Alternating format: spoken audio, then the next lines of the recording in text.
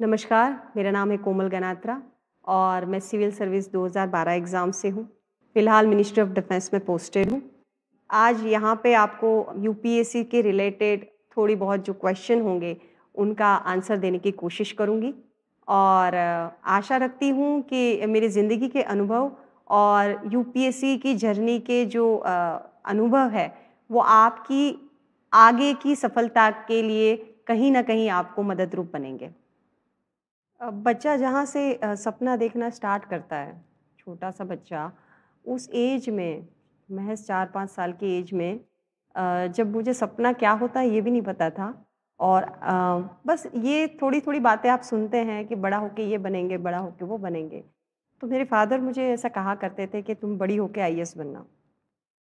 तो उस वक़्त ज़्यादा उस पता नहीं था कि वो होता क्या है।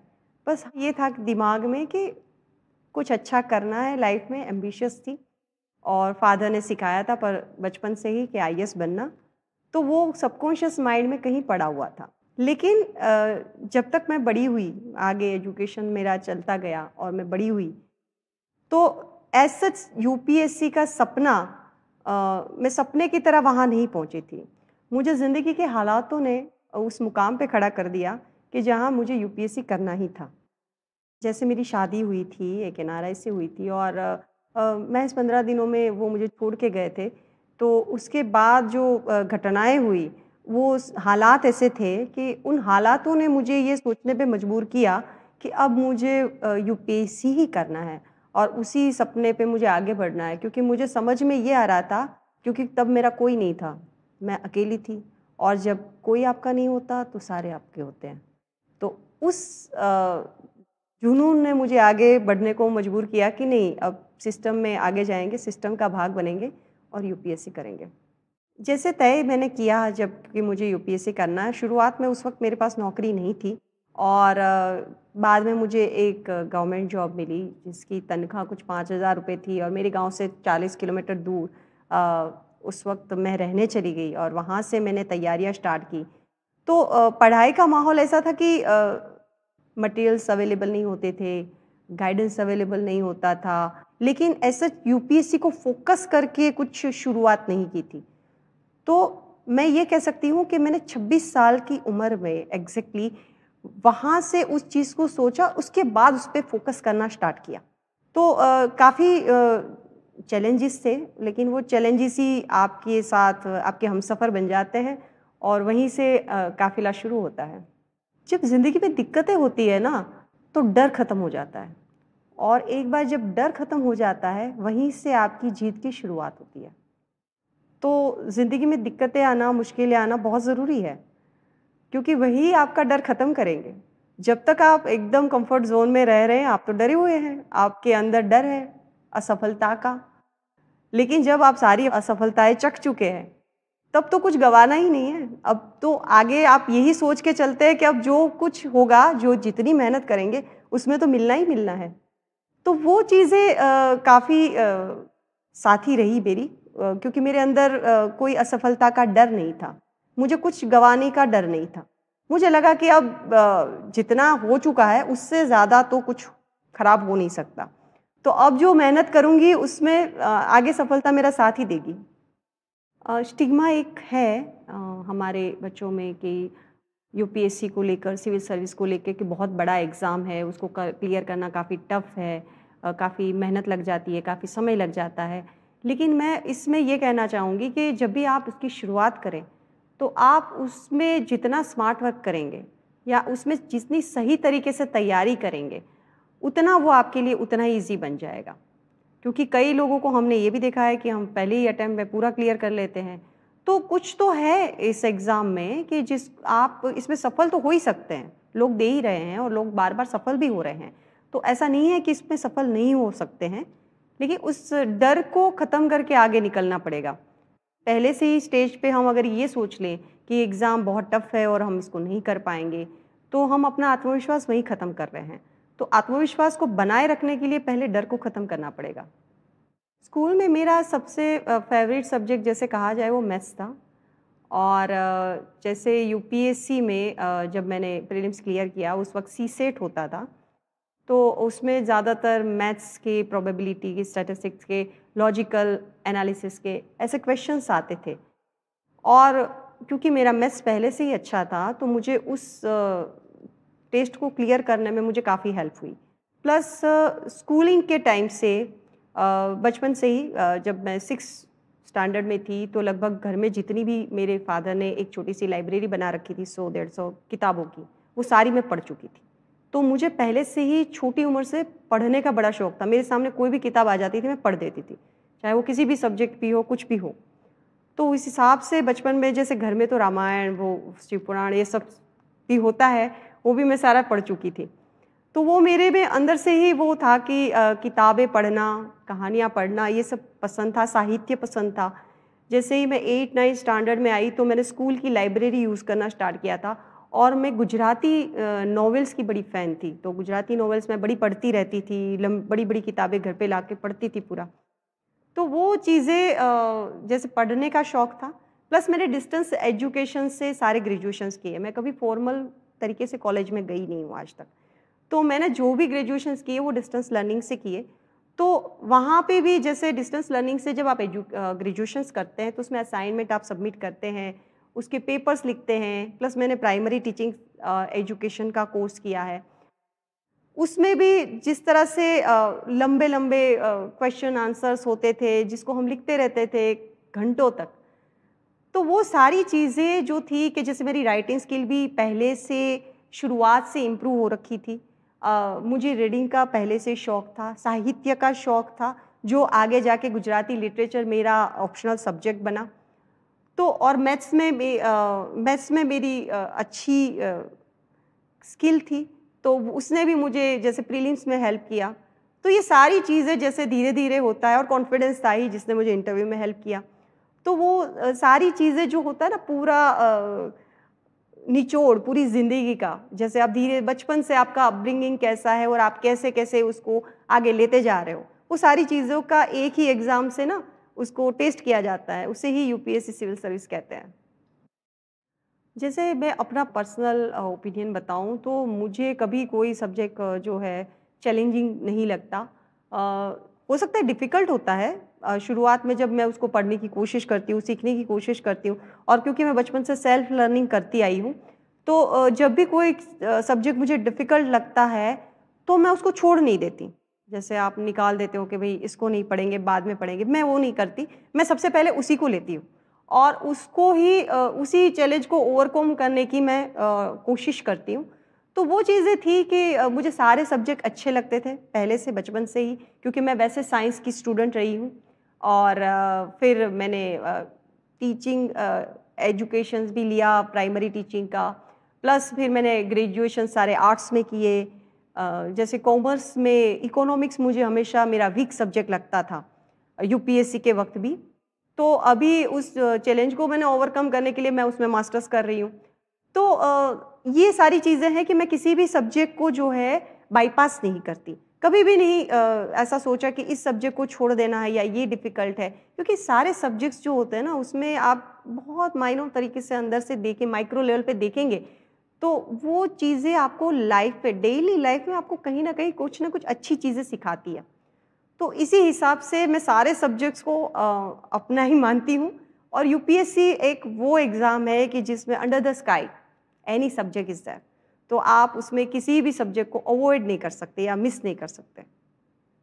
एवरेज डेली कोई कभी मैंने इस तरह 8 घंटा या 10 घंटा इस तरह पढ़ा है ऐसा नहीं है, क्योंकि मेरे पास तो इतना समय नहीं होता था। मैं टीचर थी, खुद पढ़ाती थी बच्चों को, तो 9:30 से 6 बजे की तो मेरी जॉब होती थी। तो ये तो नहीं हो सकता था कि 8 से 10 घंटा मैं पढूँ, सिवाय कि मुझे वेकेशन में क्योंकि स्कूल में वेकेशंस होते हैं, तो उस वक़्त थोड़ा बहुत टाइम मिल जाता था। उस वक़्त मैं ट्राई करती थी कि मैं चाहे दिवाली हो, होली हो, कोई भी त्योहार हो, मैंने हर त्योहार में घर में बैठ के अपने आप को कमरे में बंद करके पढ़ा है और लोग आश्चर्य भी मानते थे, हमेशा पढ़ती रहती है, इसकी एग्ज़ाम कभी ख़त्म नहीं होती है, एटसेट्रा, एटसेट्रा। लेकिन मैं उस चीज़ों को नज़रअंदाज करते हमेशा पढ़ती रहती थी। मुझे याद है लोग बाहर पटाखे फोड़ रहे हैं, होली खेल रहे हैं, मुझे नहीं मतलब था किसी से। मुझे अपना विज़न दिख रहा था, मुझे अपना गोल दिख रहा था। तो मैं उसमें पूरी तरीके से फ़ोकस थी।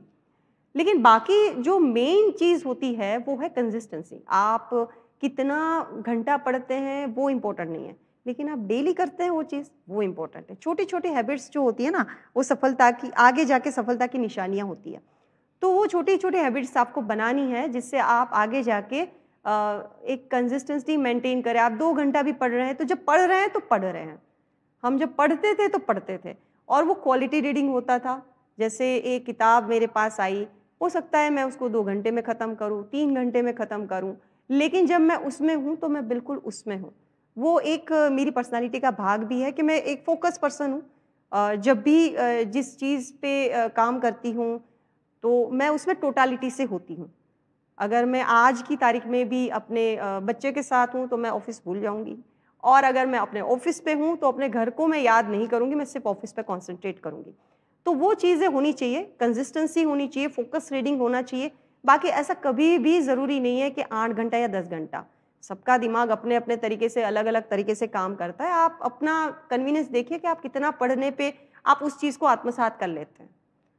बेसिक ये है कि आपको उसका सार समझ लेना है और उसको आप पूरी तरीके से डिस्क्रिप्टिव तरीके से यूपीएससी को बता देने चाहिए। पहला जब प्रीलिम्स का अटेम्प्ट मैंने दिया था, तो वो उस वक़्त मैंने 2008 में दिया था। उस वक़्त मैं बहुत ज़्यादा सीरियस नहीं थी, पता नहीं था कुछ ज़्यादा उसका सिलेबस ये वो। बस यूपीएससी का फ़ॉर्म भरा हमने और हम चले गए और हमने दे दिया एग्ज़ाम। तो उस वक़्त तो क्लियर नहीं होगा वो पता ही था। उस वक़्त एक्चुअली मेरे साथ ये घटनाएँ हुई कि हर साल जो है एग्ज़ाम पैटर्न चेंज होता रहता था उस वक़्त, उस दौर में। तो उस वक़्त ऐसा अटेम्प्ट होता था कि आपको ऑप्शनल सब्जेक्ट होता था हिस्ट्री। तो मैंने सीरियसली जब इसका एग्ज़ाम दिया, वो 2009 में दिया, जब मैंने हिस्ट्री को अच्छे से पढ़ के ऑप्शनल को पढ़ के दिया after my marriage and all. तो उस वक़्त मेरा नहीं हुआ, मैं कुछ मार्क्स से रह गई, पहला प्रीलिम्स का अटेम्प्ट फ़ेल हुआ। मैं निराश नहीं हुई, मैंने दूसरा अटेम्प्ट दिया 2010 में। उस वक़्त मैंने काफ़ी तैयारी करी, बहुत अच्छे से तैयारी करी, लेकिन उस वक़्त भी मैं प्रीलिम्स क्लियर नहीं कर पाई। मैं काफ़ी निराश हुई थी, लेकिन फिर भी आगे मुझे बढ़ना था। फिर मैंने 2011 में जो है वो ब्रेक लिया। मुझे लगा कि नहीं, आगे जाने के लिए थोड़ा पीछे हटना है। तो उस हिसाब से मैंने 2011 में ब्रेक लिया और 2012 में मैंने फिर से एग्ज़ाम दिया प्रीलिम्स, सीसेट उसमें आ चुका था। अब हिस्ट्री ऑप्शनल नहीं था, तो जहाँ पे मेरी वीकनेस थी वो निकल गई थी और सीसेट में मेरी अच्छी स्किल थी, तो उसने भी मुझे काफ़ी हेल्प की और उस वक़्त मेरा प्रीलिम्स हो गया। और जब प्रीलिम्स हो गया तो मेरी राइटिंग स्किल अच्छी थी। हालाँकि मेंस के वक़्त मुझे पढ़ने का इतना टाइम नहीं मिला था, जितना मिलना चाहिए था, लेकिन मैंने अपने ऑप्शनल पे काफ़ी फ़ोकस किया और मेरा जो है मेंस भी निकल गया अच्छे से और मैंने इंटरव्यू भी उसी साल दिया और उसी साल मेरा थ्रू आउट पास आउट हुई मैं। जैसे मेरा यूपीएससी का जब इंटरव्यू था, मंडे को मेरा इंटरव्यू था 22 अप्रैल को, 22 अप्रैल 2013 को, और मैं सैटरडे अपने स्कूल में थी। मैं अपना स्कूल जो कि बहुत दूर था, 1500 किलोमीटर दूर, वहाँ पे मैंने अपना स्कूल का काम ख़त्म किया और मैं संडे को पहुँची थी दिल्ली और मंडे को मेरा इंटरव्यू था। तो एज़ सच मैंने इंटरव्यूज़ के लिए यूपीएससी इंटरव्यू के लिए इतनी ख़ास कोई तैयारियाँ की नहीं थी। हाँ, मैंने मॉक इंटरव्यूज़ काफ़ी दिए थे स्पीपा में, मैं स्पीपा की स्टूडेंट हूँ और वहाँ पे हमारे सीनियर्स ने हमें काफ़ी गाइड किया था और हमने मॉक इंटरव्यूज़ काफ़ी दिए थे और उसके बाद डायरेक्ट यूपीएससी का इंटरव्यू दिया 22 अप्रैल को। बहुत से क्वेश्चंस पूछे गए थे। मुझे ज़्यादातर विमेन रिलेटेड, नक्सलाई रिलेटेड और जैसे मैथ्स रिलेटेड, हॉबी रिलेटेड वैसे क्वेश्चंस पूछे गए थे। जैसे 1-2 क्वेश्चन मैं बताऊंगी तो एक क्वेश्चन मुझे ऐसा पूछा गया था कि किस तरह से जैसे आप महिलाओं का सशक्तिकरण करेंगे और आप क्या मानते हैं कि कैसे महिलाओं का सशक्तिकरण हो सकता है। तो उसमें मैंने ये जवाब दिया था कि क्योंकि हमारा ज़्यादातर भारत जो है वो ग्रामीण इलाकों में रहता है और हमारी महिलाएं भी ग्रामीण इलाकों में है, तो हमें जो सशक्तिकरण करना है वो उन ग्रामीण महिलाओं का करना है। उनको फाइनेंशियली इंडिपेंडेंट बनाना है, ताकि वो अपने पैरों पे खड़े हो सके और इसी तरह से हम पूरे भारत की महिलाओं को सशक्तिकरण उनका कर सकते हैं।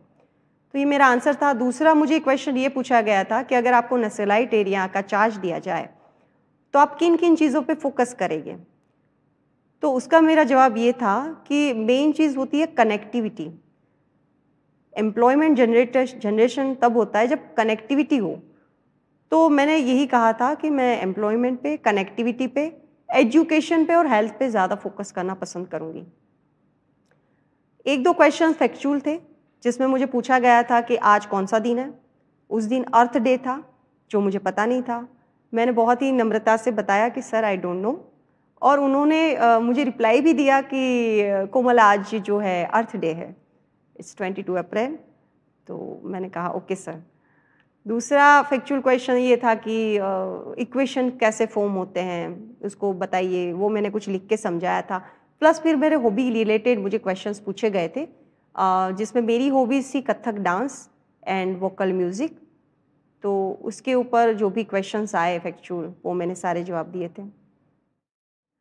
जैसे मैं अपनी बात करूं तो मैंने जैसे बताया कि मेरे पास वो समय ही नहीं था कि मैं दिल्ली जाके, जैसे इंटरव्यू की लोग दिल्ली जाके प्रिपरेशन करते हैं हमारे वक्त में, तो काफ़ी लोग जा रहे थे, कर रहे थे, लेकिन मेरे पास ना तो वो समय था, ना मेरे पास वो पैसे थे कि मैं वहाँ जाके रहूँ और तैयारी करूँ। तो वो चीज़ें मेरे लिए पॉसिबल नहीं थी। लेकिन वो मेरे फ़ायदे में इस तरह से हो गया कि जब मैं इंटरव्यू दे रही थी, डॉक्टर मनबीर सिंह का बोर्ड था और उन्होंने जब जो भी मुझे क्वेश्चंस करे, जैसे मैं गांव की ज़मीन से उठ के डायरेक्ट दिल्ली में यूपीएससी के वहाँ चैम्बर में वहाँ बैठ के बोर्ड के सामने बैठ गई थी।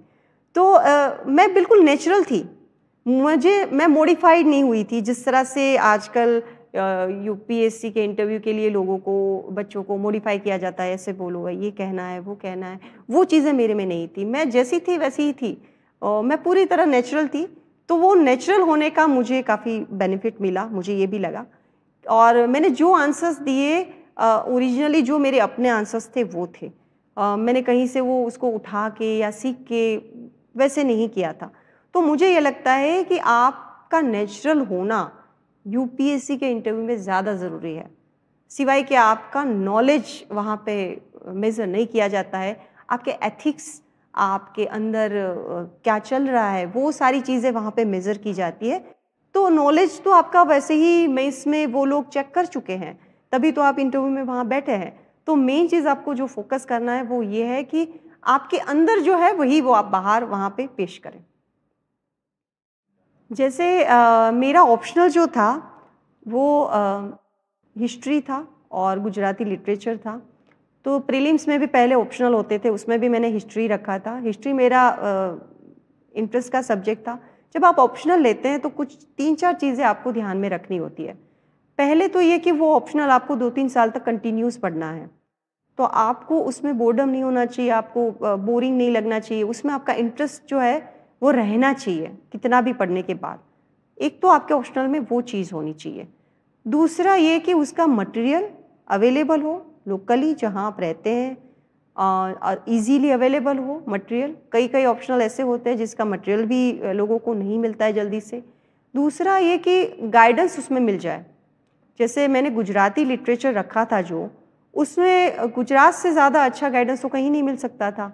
वहाँ पे हमारे पास सारे प्रोफेसर्स, लेक्चरर्स जो भी अवेलेबल थे, उन्होंने हमें बहुत अच्छे से गुजराती लिटरेचर का गाइडेंस दिया।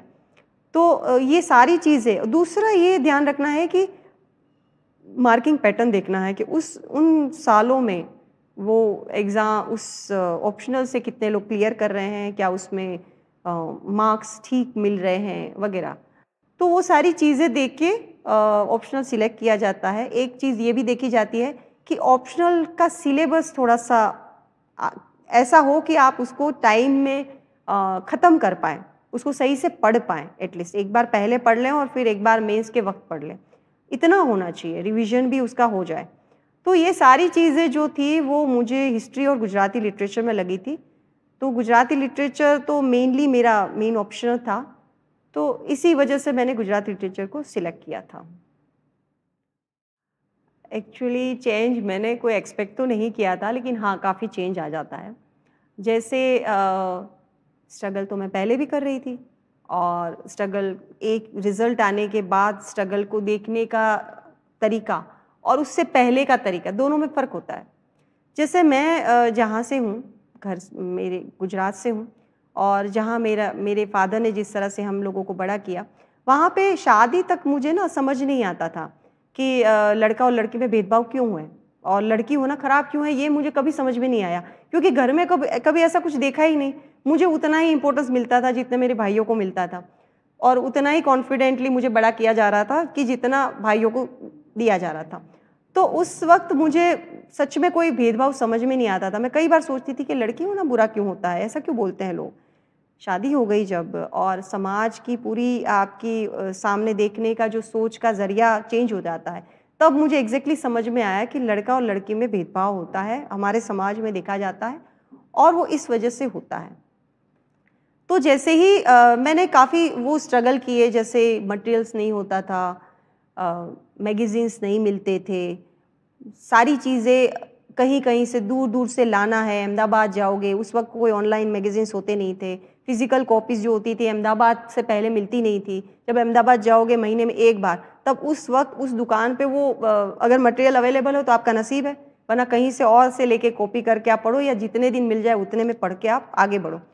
इंग्लिश न्यूज़पेपर होते नहीं थे, इंटरनेट था नहीं, लैपटॉप था नहीं, स्मार्टफ़ोन था नहीं, कुछ भी फैसिलिटीज़ के बिना जिस तरह से आगे बढ़ना था, तो वो काफ़ी स्ट्रगल था। प्लस इतना ट्रैवलिंग किया है कि एग्ज़ाम मेंस देने जाओ, मुंबई तक गई थी मैं मेंस देने, और वापसी आना है, बीच में 4 दिन काम करो, फिर सैटरडे संडे आप एग्ज़ाम देने जा रहे हो। तो वो जो स्ट्रगल था, और विमेन कोच में बैठ के जा रहे हो, कोई रिज़र्वेशंस नहीं होते थे। अ, तो वो जो समय था, वो जो स्ट्रगल था, उस वक़्त मुझे ये नहीं पता था कि मैं भविष्य के लिए कोई एक एग्ज़ाम्पल सेट कर रही हूँ। वो एग्ज़ाम्पल सेट हुआ है, उसका पता तब मुझे चला जब यूपीएससी का रिज़ल्ट आते ही दूसरे दिन इतना मीडिया अटेंशन मिलने लगा। लोग फ़ोन करके बोल रहे हैं कि आज टाइम्स ऑफ इंडिया में तुम्हारा फ्रंट पेज पे फ़ोटो है, ये। तो वो बिलीव नहीं हो रहा था कि ये क्या है? मैं खुद घबरा गई कि ये क्या हो रहा है मेरी लाइफ़ में? मेरी लाइफ़ बहुत प्राइवेट लाइफ़ थी, एंड एकदम से लोगों की नज़रों में आना थोड़ा डर लगता है। तो आप नहीं मानेंगे कि 24 घंटे तक फ़ोन चालू रहे, कंटिन्यूस लोगों के फ़ोन आते रहे, जो लोग सामने भी नहीं देखते थे, वो लोग एकदम से आपको अप्रिशिएट कर रहे हैं। तो वो सारी चीज़ें देखने को मुझे मिली यूपीएससी के रिज़ल्ट के बाद। और मेन चीज़ ये थी कि हाँ, ऐसा भी होता था कि मीडिया के इतने कॉल आते थे, जैसे इंग्लिश न्यूज़पेपर में आए, फिर गुजराती न्यूज़पेपर स्टार्ट हुए, फिर लोग घर पे आते हैं, फ़ोटो खींचना चाहते हैं, बात करना चाहते हैं। मुझे समझ में नहीं आ रहा, तो मैं तो वही हूँ, मेरे में तो कोई चेंज नहीं है, मैं एकदम से कैसे मुझे दूसरी तरीके से दिखा जा रहा है। तो वो चीज़ें थी, लोग फ़ोन करते थे कि आपके घर आना है, आप फ़ोन एड्रेस बताइए, एंड आप नहीं मानेंगे, मैं इतनी डर गई थी, मैं फ़ोन स्विच ऑफ करके रख देती थी। लेकिन फिर भी लोग आ जाते थे घर पे, और काफ़ी प्यार मिला, काफ़ी मुझे अच्छा एप्रिसिएशन मिला, और आज मुझे समझ में आ रहा है कि उस वक़्त जो मैं कर रही थी, मेरे पास तो उसके अलावा कोई चारा नहीं था। मेरे पास तो वही एक ऑप्शन था कि मुझे ये करना ही है, ये मेहनत करनी ही है, और मैं काफ़ी हार्ड वर्किंग पर्सन हूँ। लेकिन आज मुझे समझ में आ रहा है, आज से 10 साल बाद, मतलब 10 साल हो चुके हैं उस घटना को, 10 साल बाद भी, आज भी उस चीज़ की इतनी अहमियत है, और आज मुझे ये समझ में आ रहा है कि वो कितना बड़ा एग्ज़ाम्पल एक सेट हुआ था इंडियन वुमेन के लिए। तो मुझे वो सारी मेहनत अपनी जो है वो सफल लग रही है आज के दिन में, और यही फ़र्क मुझे पता चला रिज़ल्ट से पहले और रिज़ल्ट के बाद में।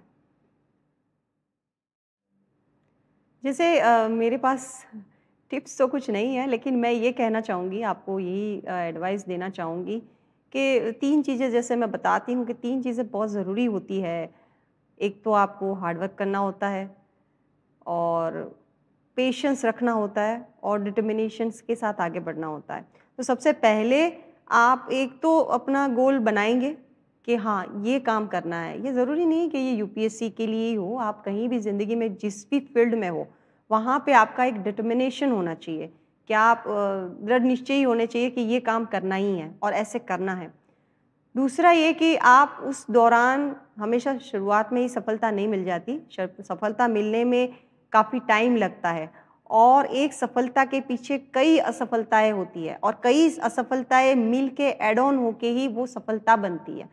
तो उस दौर में आपको बड़ा पेशेंस रखना पड़ता है।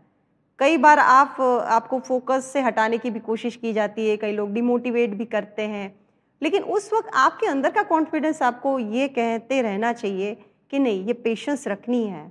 मेरे साथ भी कभी कई बार ऐसा होता है कि जैसे मैं कुछ एक एथिक्स को पकड़ा है, एक प्रिंसिपल को पकड़ा है, उसके साथ चली हुई हूँ और वो काम कर रही हूँ, तो वहाँ पे भी कभी सफलता तुरंत ना मिले तो उस पे आपको हार नहीं मानती हैं।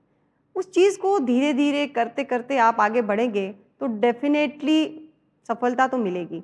आपने कभी देखा है कछुए को हारते हुए? नहीं हारता वो। तो धीरे धीरे चलता है तो कछुआ भी जगह पे पहुंच ही जाता है, अपनी मंजिल पे पहुंच ही जाता है। दूसरा ये कि हार्डवर्क तो आपको करना पड़ेगा। हार्डवर्क का कोई भी दूसरा ऑप्शन नहीं होता। कई लोग ये सोचते हैं कि शॉर्ट वे से या कम काम करके, कम मेहनत करके आगे बढ़ सकते हैं, तो कभी ये रास्ते नहीं होते। ज़िंदगी में जितना आप हार्डवर्क करेंगे उतना ही आप आगे पहुँचेंगे। आप किसी भी एक फील्ड में करना स्टार्ट कर दीजिए, धीरे-धीरे रोज़ उसी फील्ड में करते रहिए। तो आप उस फील्ड में एक दिन इतना आपका मुहावरा आ जाएगा कि आपको फिर उस फील्ड में हराने वाले लोग ही नहीं मिलेंगे। तो ये 3 चीज़ें आप फ़ोकस कीजिए। दूसरा ये कि जो काम कीजिए उसको टोटलिटी से कीजिए, उसी पे फ़ोकस बनाइए। आपका जब भी आप रीड कर रहे हैं तो रीड कीजिए, अगर आप एन्जॉय कर रहे हैं तो आप वहाँ पे आप आराम से अपने परिवार के साथ रहिए। लेकिन जब आप पढ़ाई कर रहे हैं या आप जब कोई काम कर रहे हैं, तो उसमें जितना शिद्दत से आप उसको काम को करेंगे, जितना फ़ोकस होके करेंगे, उतनी ही सफलता आपको मिलेगी। सब कुछ जितना आपका कॉन्सन्ट्रेशन ज़्यादा होता है लाइफ़ में, उतने ही आप सफल हो जाते हैं।